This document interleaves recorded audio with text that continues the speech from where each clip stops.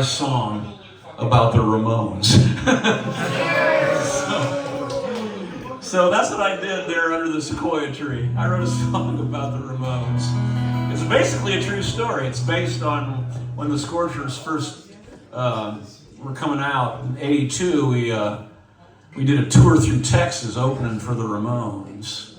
The whole state of Texas opening for the Ramones. 1982. It was good stuff, man. And you know, the legend of the Ramones is that they were really tough guys and all this stuff about, you know, opening bands would hate opening for them and all this stuff. But they were actually really cool dudes. You know, all of them, all of them. We sort of got to know all the guys. Their crew was just wonderful. I'm still friends with one of their crew guys after 45 years later. And, but they were just wonderful. They saw we were broke, we were poor as church mice, and they let us hang out in their dressing room and eat out of their deli tray. And for guys that had been living for several days on a loaf of white bread and bologna, it was like we were in heaven, man.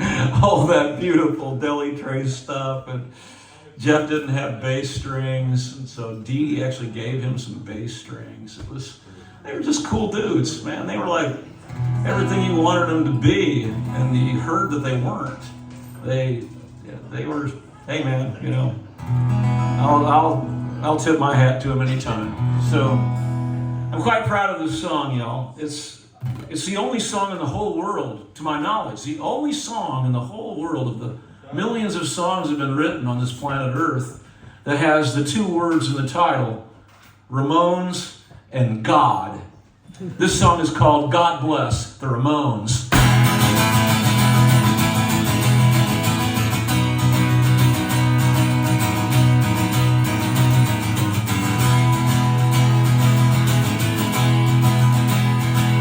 Well, in the spring of '82, I got a call from this New York dude. He had heard of the Nashville Scorchers, busting doors and lighting torches. This guy offered us a Texas tour, guaranteed to make us less obscure. It was opening for the Ramones, you see, in the Texas state of Missouri. And though we had no master plan, no amps at work or a running van, we said yes and away we went. With $50 past due rent, we drove to Beaumont, Texas first, where all those punks would quench their thirst on bands like Killing Joke and Black Flag and Bartenders, all in drag. God bless the Ramones. They never made much money. Most folks either hated them or thought that they were funny. Oh, God bless the Ramones. They never sold their songs. The U.S. corporate radio and all that it controls.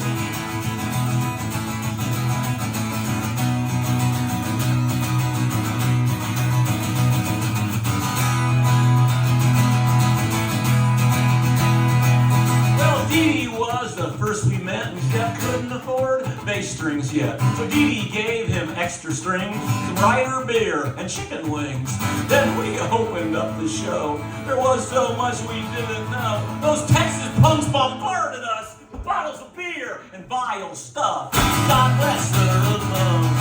They never made much money. Most folks either hated them or thought that they were funny. God bless the Ramones. They never sold their souls. The U.S. corporate radio and all that it controls.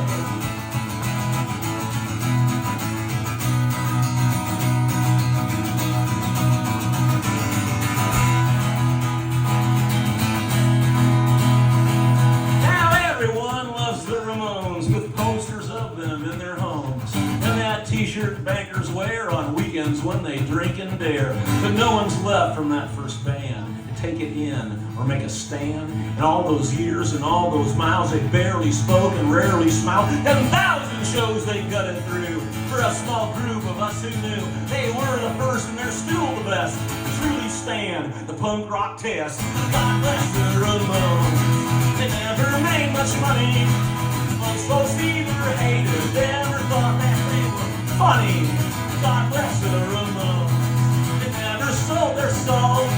The U.S. corporate radio, all that it controls. God bless the Ramones. They never made much money.